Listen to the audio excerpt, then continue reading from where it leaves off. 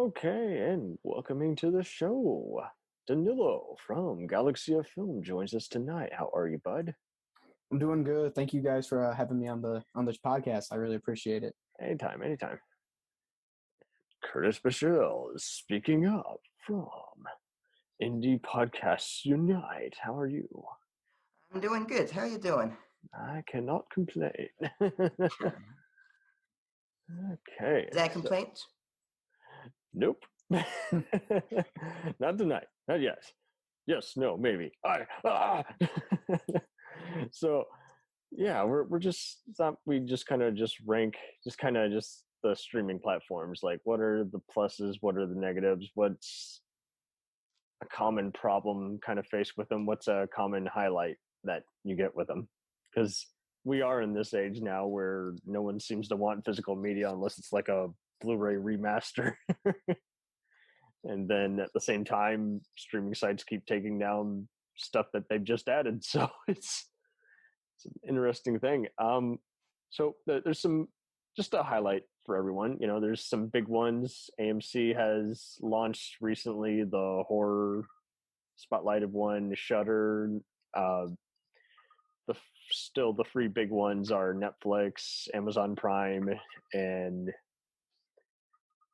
just even Vudu, and Hulu has continued to thrive, which is co-owned by Universal and Fox, and basically stuff that the guys don't even want to air on their cable channels even goes on there now. So it's interesting highlight for all involved in that. For people who just don't want to pop in a disc or a tape, that the streaming is just so much more convenient. And at the same time, that's what people seem to know so many famous movies and shows from, is what's currently on there that month. So Danilo, how did you come into it? Like, just start the streaming game? I started when Hulu was just a baby. So, you know. Okay. For me, we started very late in the game. It was up to my parents for wanting to get streaming. My dad always took me to Blockbuster. That was our kind of spiel. It wasn't until maybe 2018 when we got Netflix, and that's when we started streaming. I was 18 at the time, so like before then, it would be you go to a library, you rent a movie. You go to Blockbuster when they were still around, you rent a movie, or you just go out and buy one from Best Buy. You know, like that's it. If you wanted to watch a movie, like that's how you did it. It wasn't like really something I grew up with. I didn't even do like the Netflix sending into discs thing. I know people who still are sending in discs. I don't know how that's still possible, but I guess Netflix never dropped that. It's weird because we got Redbox, and now they've started streaming with ads, and you're just like, wow, okay. So again, just there's possibilities for both. Like, physical's not going away, streaming's definitely not going away. And so what's next? Yeah, for sure. And then also Prime. Mom got Prime, and that was included with the Prime subscription for Amazon. So my mom started to watch Prime then. Then we obviously started to get more and more. And then now sitting here in 2022, I think we have every single one that you have to pay for. I don't think we don't have a single one. Maybe like Shudder, and that's really about it. But we have every single one. Netflix, it's funny because I don't really use Netflix a lot. I use the newer ones instead of the one that I started the game with. But yeah. Right? It's just like, and all of them seem to vary by month. There's going to be slow months where, like, Hulu, I'm pretty much just watching classic TV on there. Like, okay. Yeah. Like St. Elsewhere in the Practice. And I'm occasionally watching some of their newer movies, and there's been a few keepers, and then there's been somewhere like, oof, that was rough. And Netflix has always kind of been that way for a while, where it's just like, okay, there's some really good movies and then that they've created, and then there's some really, there's a reason this is basically direct-to-video made for TV, because no one is would have paid to see that in the theater. It's for sure. It's when it comes a game, because you don't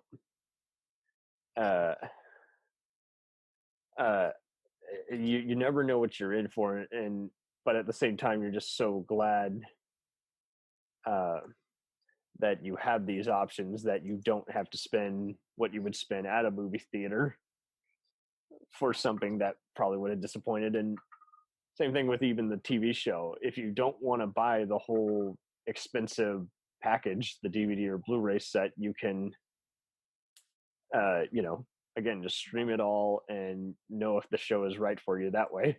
But Yeah, for sure. the other gain is that there's a lot of foreign shows on Prime and Netflix that is like you can only get on there. Like if you wanted to get in the States, you would probably have to invest in some multi region Blu-ray players. Because some of them there is no physical version of. That's what's so wild. So it's like if they were to just randomly crash or take it off there, it would probably disappear into the abyss.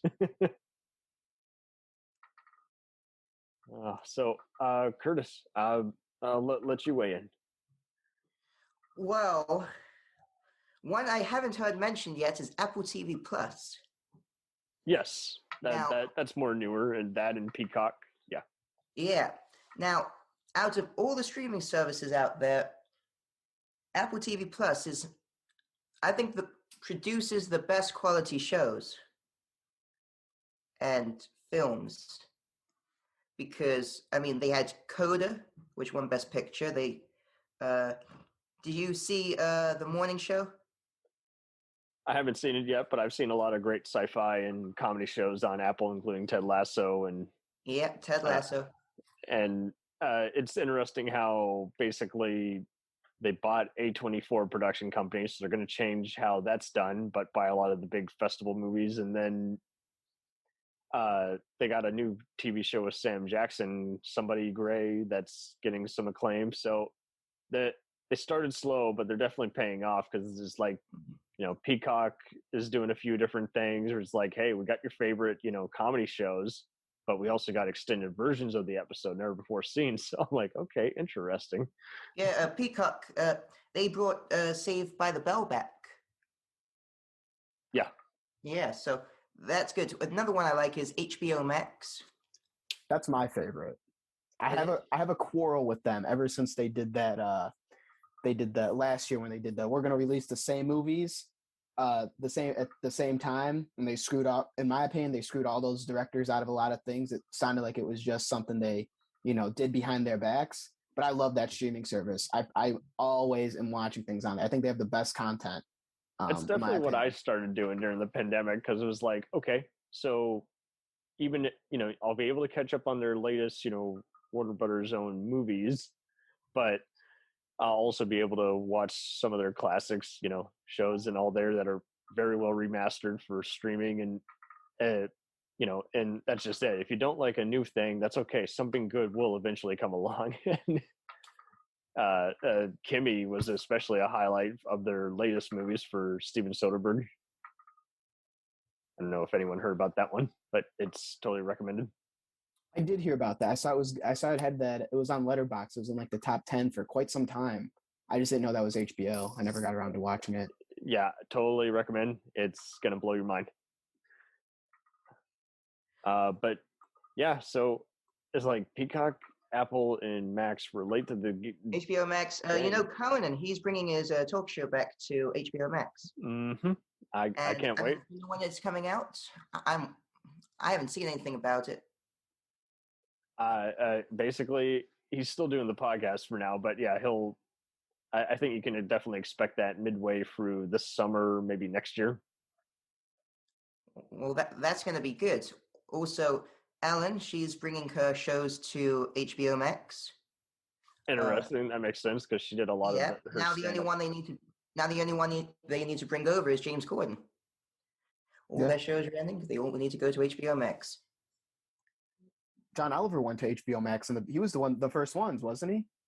I think so. Yeah, because you see some of his stuff still on the regular, cable and streaming site, but yeah, I think he has some exclusives on there. So yeah. Oh, he's on HBO Max too. I thought it was just HBO. That's just it. It takes stuff that's both on the channel and that's exclusive, like that premieres on there first. Like so he's got exclusive stuff on there too. I think so, because Raised by Wolves is also one, whereas that was Raised by Wolves is good. Yeah, it was Ridley Scott's show, and so it's interesting how.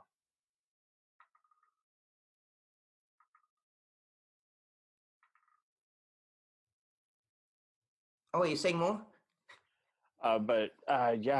They're always full of surprises, and I think that's just it. Surprises are their greatest asset at this point. Because, like, I know Mitty, I'm a horror fan, but not to the point where I really care for Shudder, because everything I've seen on there I've already seen years ago. Yeah, but Shudder's just horror films, I think. It is, but my issue is just like some of the original content they try to produce, and they're kind of more interesting if you just want to find just festival circuit movies that went under the radar that would entertain. So it's interesting because I know others who swear by it, and I'm like, I don't know, man. Some of that's almost as bad as what I get on Netflix. It's an interesting predicament, and I think it's also to the point where you don't know what you're in for. So that's what you get going in. You never know what you're going to get until you get it, and sometimes you'll really like what you see, and other times you're just kind of astonished. You're like, ooh, I really don't like this content. I better just take a break. It's interesting in that again, a lot of stuff that we've seen years ago, it just keeps changing services. So I'm seeing like Netflix bought a lot of stuff that was on Crackle, and Crackle was interesting when they first emerged because again, it was just kind of a mixture of whatever movies were owned by Sony, and then you wondered how they were even making money, but some of their shows were kind of just fun, relaxing, junky fun. And they're still going, and you're always surprised when they do come out with something big, and then they kind of disappear for a bit. So I think what we're learning here is it's okay to kind of be third or even 10th place as long as the option's there and you have at least a few shows that people are talking about. Yeah, and that reminds me, you're saying streaming services like Shudder, you join and then you don't know if it's going to get better or worse. I felt that with Apple TV Plus. I mean, I joined it. It had barely any shows, but each show and film they made, Tom Hanks is a Greyhound? Yes. Yeah. Yeah, that's one of the best films I've ever seen, and it came out right to the start. Oh, wow. Yep, to start the show. I agree with you there. Apple TV Plus doesn't produce a lot of content. Yeah. But when they do, it looks cinematic. Everything, even if it's not a good show, that they were kind of saving their best for last, kind of. They're just like, let's get the technology enhanced and then let's focus on bit by bit while everyone else, like you guys say, wouldn't get their ducks in a row, would produce too much, spend too much, and then just the results were just intangible bad. They're the opposites of Netflix, I think. Netflix keeps producing more and more content, which is why I don't really like Netflix. I mean, I don't really like Netflix. They got lots of money to burn, and they're just basically, they're kind of like Amazon. They got a bunch of Wall Street, savings, but they aren't making use of it because like Prime has now kind of made it where with all their shows, you gotta, again, they kind of know Netflix better than Netflix, where you gotta make everyone want to watch every single episode of your show. And I've been very entertained by their latest shows. I mean, they bought The Expanse, which was a great show that Sci-Fi Channel dumped. And then aside from doing, Netflix has been doing that for a while, but like they have all these other addicting shows like Them and Bosch and Modern Love, which are just a lot of fun. And that you never know if it's going to be an anthology or just a very articulate, very well connected giant story told in 9 acts, and they just make great use of their time, it seems. What do you think, speaking of that, of Space Force with Steve Carell? Oh, that was a Netflix venture. Yeah, I was kind of disappointed by that, but I know others who found it very funny the more they thought about it. I quite liked it. Then I found out a few days ago it got canceled. See, this is my problem with Netflix. They're not committed to their shows. Like, and they wait for the timer to wait out. Yeah. And they canceled it. They did that with Mindhunter, which everyone still wants that season 4 because it was a good show, and they just canceled it. They did it with Sense8, and then it's like they started realizing, we got to negotiate with the creators and all these other contracts, and that's just it. They do what every businessman who's not professional does. They just wait out the clock and then wait to tell the news before they can retaliate with lawsuits or what have you. They even tried to save money on the second season. Instead of shooting in Los Angeles, they shot in Vancouver. Yeah. I think I'm going to get a lot of hate for saying this. I think they should have made Space Force go on longer and canceled Stranger Things. Okay. You know what? No, I agree with that. I do. Because I don't think we have now waited, 4 years? It's going to be 6 before it stops. 2 more seasons. Yeah, so that's ridiculous to me. These kids started when they were 11 or 10. Now look at them. They can buy a house at this point. Maybe not a house, but they get their first car, they can go to college, do all that. But yeah, I think Space Force does have some potential there to have been maybe the next Office, the next Parks and Rec, a good comedy that they had, an original comedy. And yeah, I think Stranger Things should have ended before, because I think they could have wrapped it up earlier than they say they wanted to. And that's just it. But don't make an exception to the rule. Keep canceling all these other shows and then saying, but these 2, they can stay.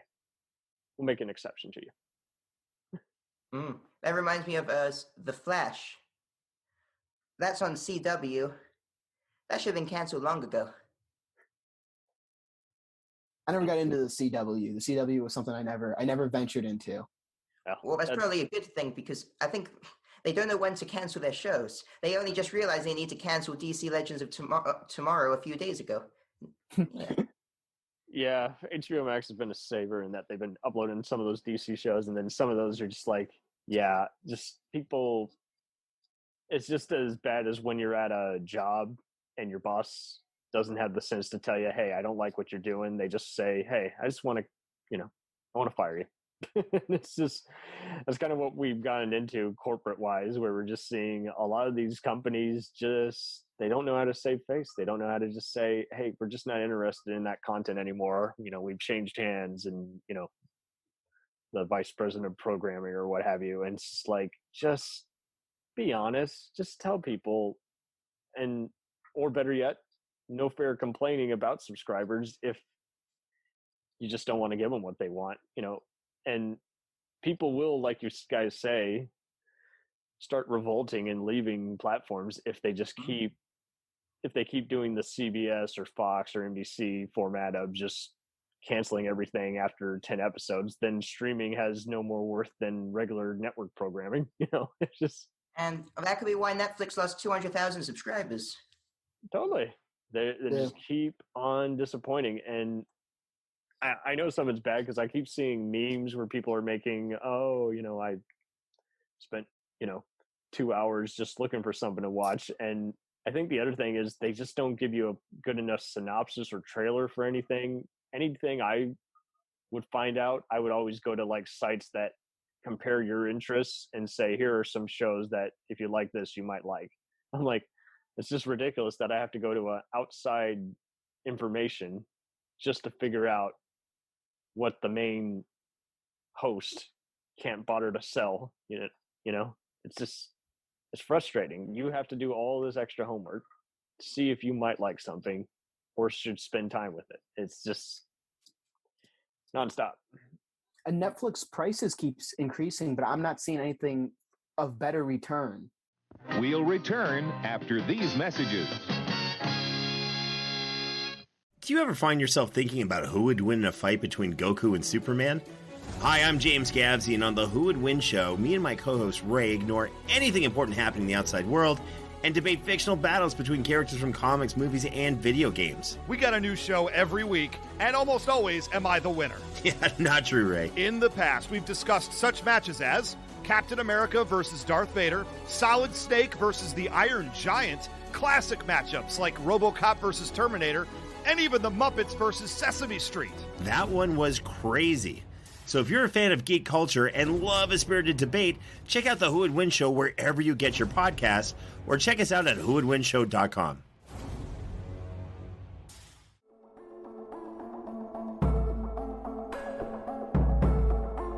We let things pile up in the DVR, we add them to our queues, we wait for the DVDs and Blu-rays. We time shift. The Time Shifters Podcast. Sci-fi, horror, fantasy, superheroes, comedy, action, film, television, maybe some not-so-current events. Find us on iTunes or at timeshifterspodcast.com. Cool thing about Blind Knowledge is we are in multiple countries. We are worldwide all across the globe. We are in the US, we are in the UK, we are in Canada, Germany, India, Japan. We're in Australia, y'all. BlindKnowledge.com. Now back to the feature presentation. Dragon Ball Z, One Piece, Naruto, all things that we love, all manga that were originally published in the legendary magazine Weekly Shonen Jump. But not every series can run for 300 chapters and have a hit anime. This is David. This is Jordan. We're the hosts of Shonen Flop. Each episode we look at manga that ran in Jump that didn't quite make it. We discuss what it did wrong, what it did right, how the series could have turned itself around, and ultimately, was it a flop or not? We're on all your favorite podcast apps, and you can find us at shonenflop.com. Keep on flopping, floppers. Yeah. You know, I'm not seeing anything that's like, okay, they just upped it to $19.99 for, you know, the premium, whatever. I'm not seeing any benefits besides that to that price hike. You know, like they're not adding, you know, a stellar new show. They're not producing a stellar new show or movie. They're not signing on actors or anything like that for Netflix exclusive deals. So it's very like counterintuitive to be raising the price but never offer me anything more to that. Movies that are on there, everyone's seen. Anyone who hasn't maybe might be, you know, just and movie game. And it's still the same movies that they're like, oh, we got rid of it, but just kidding, it's coming back in the next 2 or 3 months. They'll fake you out for a while. Hulu used to do that, and I think they finally just said, no, we're no longer are we going to do the whole leaving in 10 days thing. We're going to buy it for a year, and then we're going to get rid of it, you know? Yeah. And I think that's more viable and more acceptable for a consumer, you know? Totally. And Netflix, if they really want to get to that point, then they should just get rid of stuff that they don't want to pay the license for anymore, instead of just, you know, acting like, oh, we're paying too much. It's like, look at your budget, what you can afford. And it's just getting so annoying how, again, for a while, people would just want to go to sleep watching a show they've seen for the billionth time. And it's just like, TV should be something you actually want to make time for, not I fell asleep because out of boredom, you know, or you're watching Breaking Bad on there for the billionth time. It's like, no, you should have some legit great shows on there, and people should actually want to make it a big event series, because like cable TV is still kicking. People are cutting the cord, but they're still producing new content every summer because they can't afford not to. That's their brand. That's always been their brand. One thing that I enjoyed with streaming, and I think it's been a big plus, is the bundle that Disney put out. Hulu, Disney Plus, and ESPN Plus, all for like nice. $20 with that's the ad-free version. I think that's the, like, if you are to get a streaming service, I think that's the one to get. You know, you get your you get your IPs, because, you know, no one else is destroying the IPs like Disney is, and you get some movies and some TV shows with Hulu, for sure. And obviously, if you're a sports guy, you get sports. And for me, that's like the thing I'm always on is Hulu. I do enjoy Hulu's content. I think they have some good TV shows. But movies, it's for sure HBO Max. It's for HBO Max 100%. 1,000%, because Paramount also waited a while to get into the game, and the whole, oh, let's launch as CBS too early. Oh, let's relaunch as Paramount. That really hurt them. And much like you guys said, when they launched, you didn't see too much improvement like you did with Apple and Peacock after a few months. And I think finally they're kind of getting their groove, but by adding more classic stuff, you know, from their vault. So if you don't want to watch their hit TV shows like, you know, NCIS or the various new exclusive Star Trek shows, then you can probably watch classics like the Indiana Jones saga and other stuff they happen to own. But it was just so frustrating because, like, you know, when they first started, you know, it was also kind of like I was seeing movies on there is like, okay, that's been on Amazon Prime forever, or it's been on a free to use platform like Plex or Tubi. And I don't know about you guys, but me and many others, we use Tubi quite a lot because we'll always find a cult movie or TV show on there. And again, I pay nothing, and the ads are literally half a minute. You can't lose. Yeah. If they're funny, they don't repeat really all that much. And Plex, same kind of thing. I'm finding stuff on there. I'm like, man, here's some shows I always meant to get into, but for whatever reason, they've just been taken off nonstop on Prime and Netflix. So this is basically anything that was rejected, but still has a cult audience. You can find it on there, and I spend just as much time as I do on there, as I do on Hulu and Prime and Max. So it's interesting how Netflix used to be kind of number one and then got a big head, and here we are now where we're looking at what we could have versus what we do have, and it stinks that no one really thought this through, and post-pandemic it kind of became even more aggravating because you're like, I just need something to watch, before I eat and crash for the night. Actually, that's a good point. Over the pandemic, everyone kept saying streaming is a new cinema. No one's going to go out to watch a movie anymore. They're just going to stay at home and stream on Netflix. Some of the naysayers, they seem to be the same kind who were like, we're going to, TV will be forever gone. It's like, no, just like radio, there will always be someone who wants, again, just 4 channels or a simple basic cable package. It's just, it's like people don't realize they can have options, they can have their cake and eat it too, but they always kind of want to. It's like sports to them in that they want rivalries. They want one to wrestle out the other, and they were wrong. They were really wrong about it. Oh yeah. I mean, movies won. The box office is going strong. Everyone's going out to watch films again because everyone's been stuck at home. They just want to go out with an audience and watch it. Totally. Yeah. And with Netflix, that's also why I don't like Netflix. They create not good, not bad. They create okay shows and films, but they're never really released in a movie theater. Right, and then they're trying to compete with the Oscars, and it's like, no, bullshit. You showed it for 1 week in a theater, and fortunately, I'm glad the awards called them on that bullshit and started making it to where it's like, if you want to compete, you better release it for more than just a month, So I think they're going to figure it out. It's like, okay, we can't play our corporate games anymore, our office politics. And that's where Apple's doing well. They released The Tragedy of Macbeth. They released that for around a month or 2, I believe. And it helps that they're also buying the movies after they played at festivals. So that's already a win-win.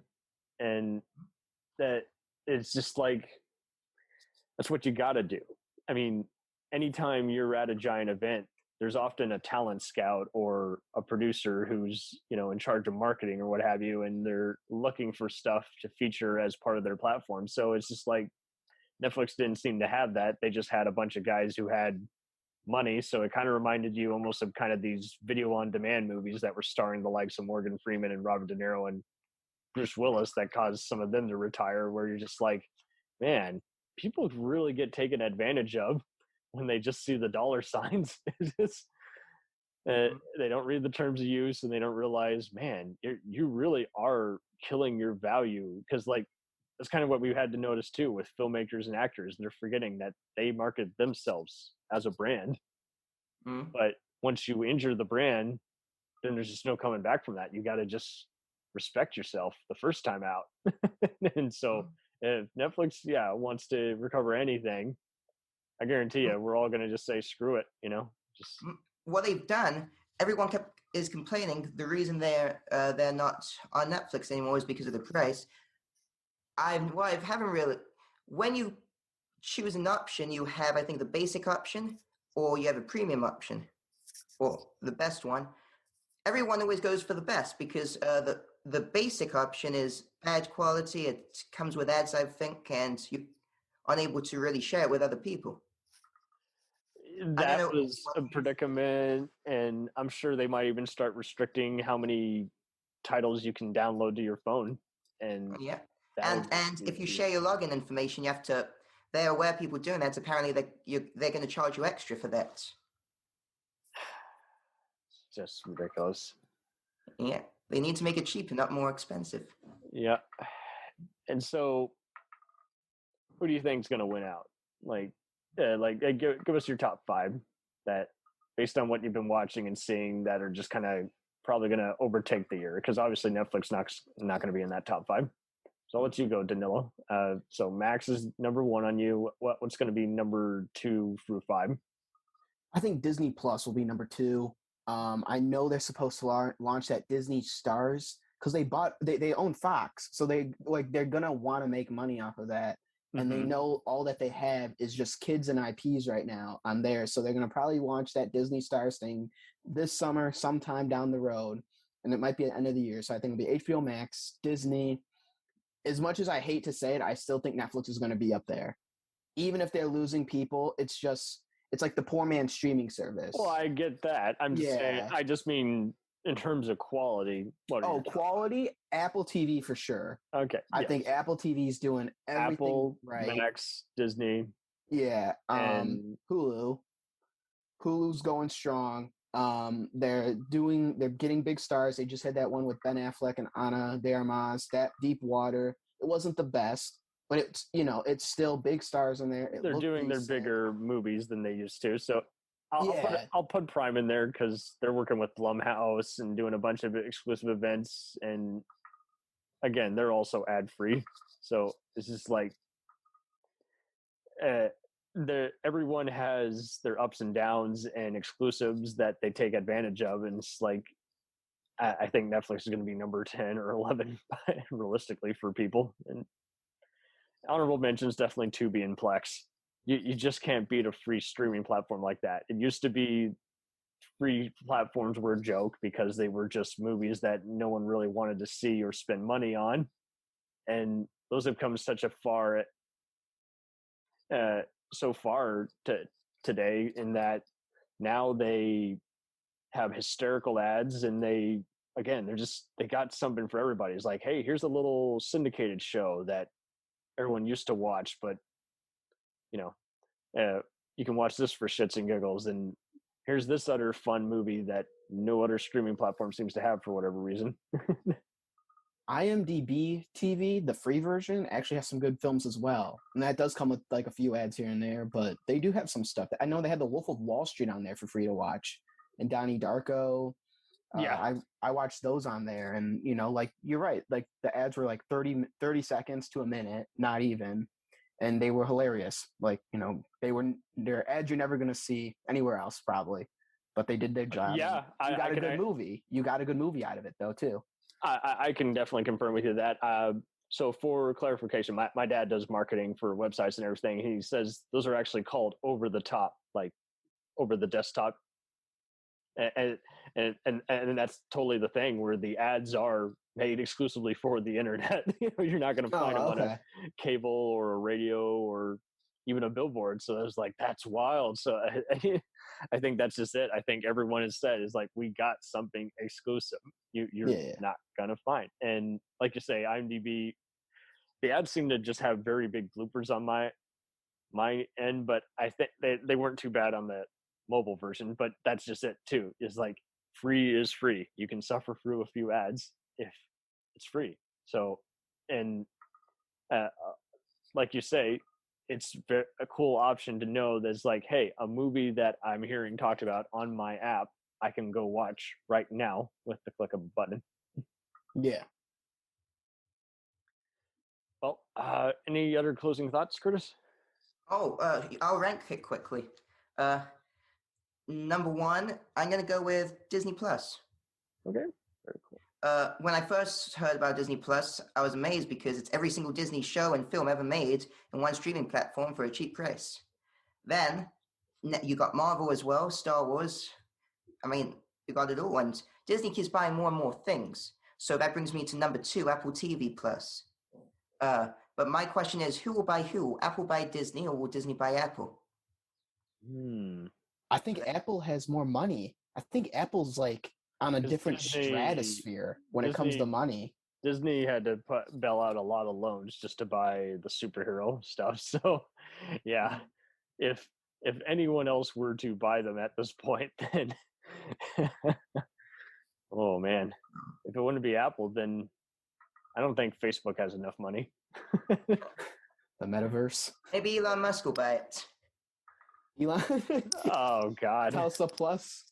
Tesla Plus. There you go. Tesla. People will hate buy just to see what crappy programming he puts out, but yeah, Facebook is like they tried their streaming platform and it just much like Quibi, they just sold a lot of their assets to Vudu, and some of them have even popped up on Peacock. So it's like interesting. It's just like anything that doesn't have a home eventually pops up elsewhere. But I'm with you guys. I think your estimates are very on the money. I think obviously people will have a Netflix in still the top 5 because they just have enough people from the get-go who haven't canceled yet. But I think eventually Netflix is going to go down. Apparently, they're going to lose 2 million subscribers this year. So whether that's true or not, I don't know. But that's what they said. Yeah, but that's just what's so ridiculous too, is they know it and they don't want to do anything about it. Except make it more expensive.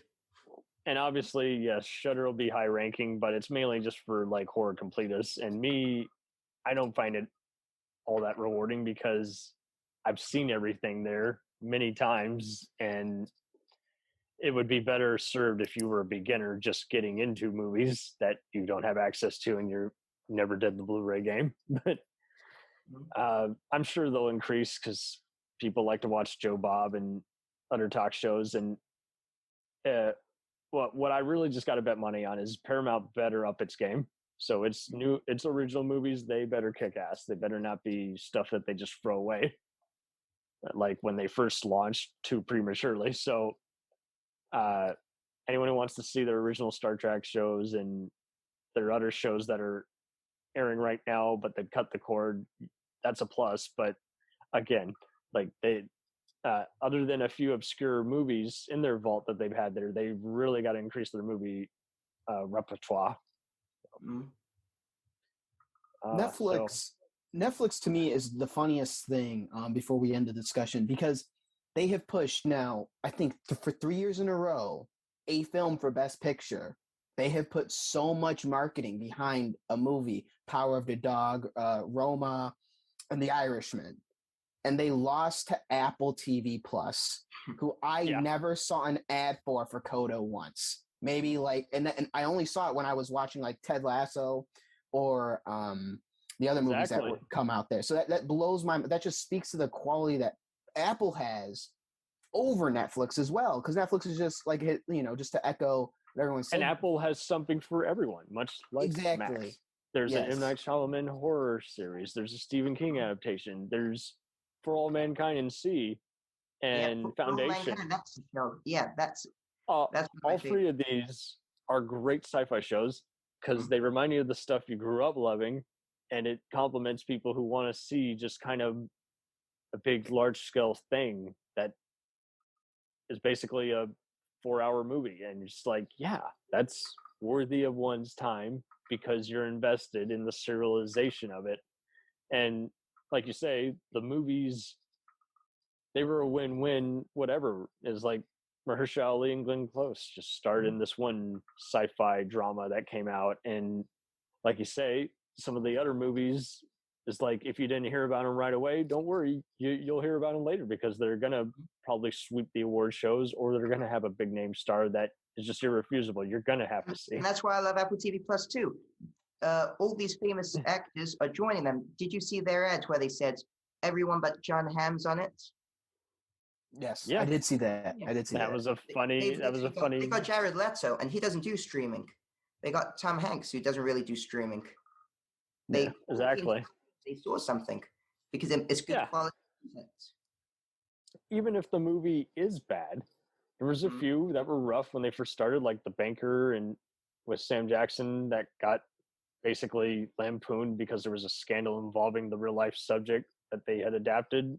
Cherry with Tom Holland wasn't very good, but I can see why they did it, because it was made by some, the Russo brothers who do all the Marvel films and Community, and it's like, it wasn't a bad investment. I can't blame any of them for buying what they bought, what they made, what they produced, versus Netflix, where, again, like you see, like I was watching Gunpowder Milkshake, and that just looked like a very cheap red camera. There was a bunch of times where the 1080 just seemed to be just kind of sparkling, like there was a, glitch with my setup, and I rewound just to make sure. I'm like, nope, that's part of the movie.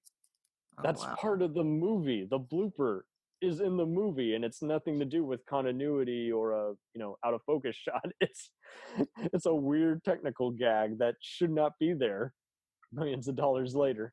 And it's just like you guys say, it's just so frustrating that we're having to kind of police ourselves more.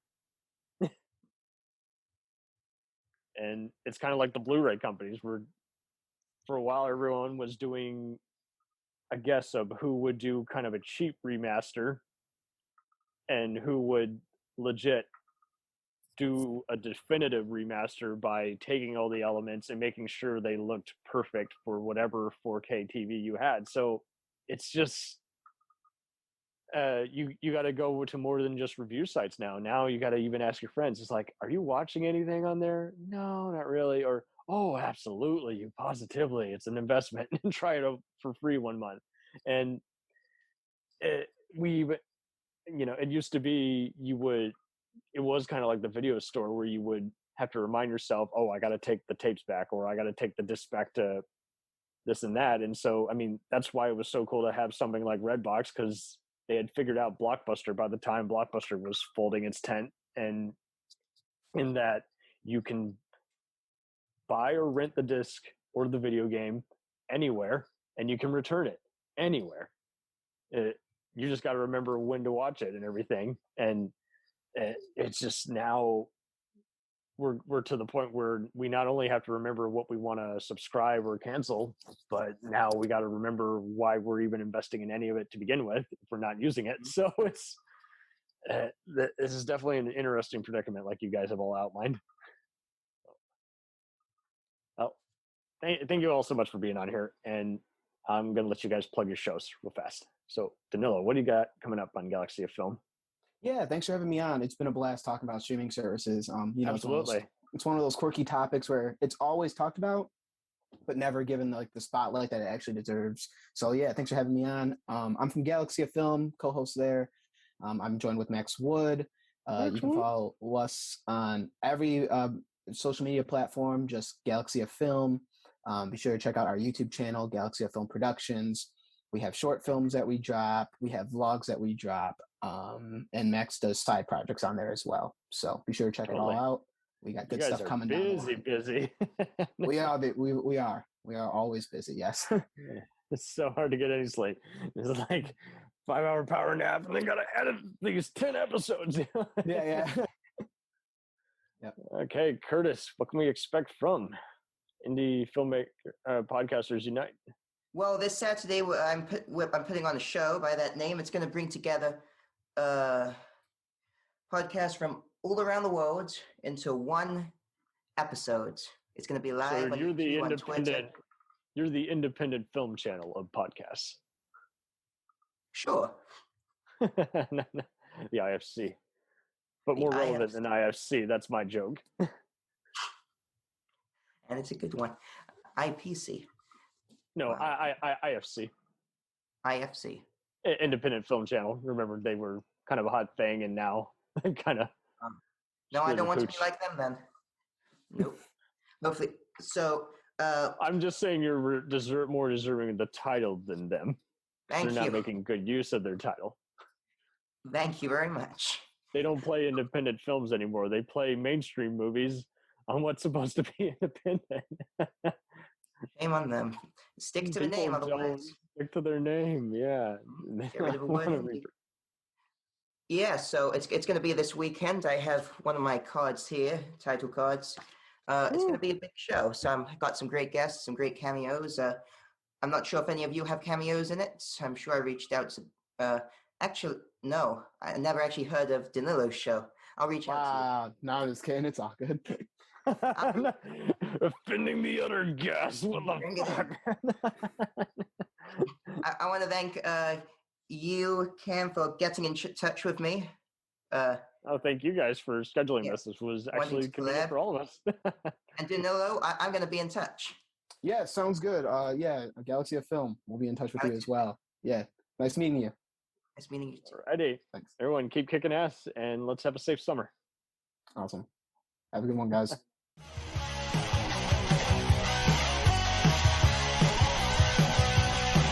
Follow us on the web on Facebook, Twitter, and Instagram. The podcast is available on Podbean, Spotify, iHeartRadio, Anchor, Apple, and anywhere else podcasts are available. Feel free to review our show and leave comments on any of those sites. Thanks a million for listening. It's a jacked up